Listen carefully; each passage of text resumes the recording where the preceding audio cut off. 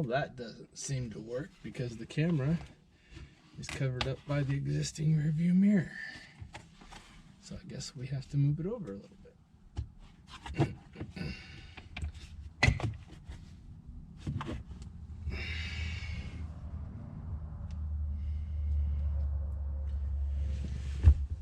Maybe it would work better if you had a smaller existing rear view mirror. Plan B, it wouldn't work on the truck mirror, so we're gonna mount it on the car.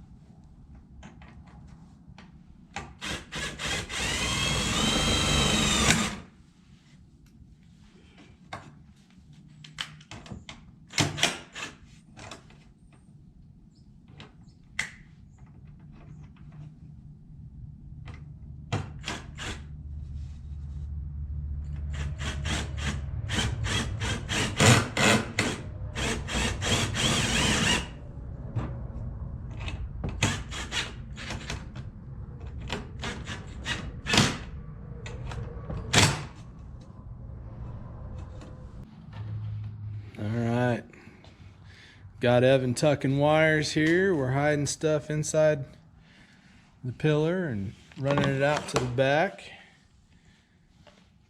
We've about got her in here.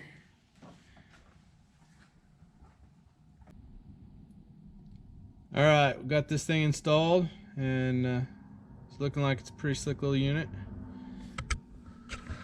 So we have it down here to a cigarette lighter down there on the side. Unit fires up and starts out with the rear view camera. So that's looking at the garage door, but if you swipe to the side right there, there's the front view,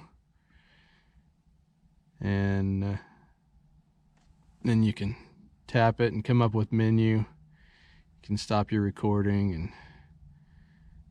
go to settings, set all that stuff.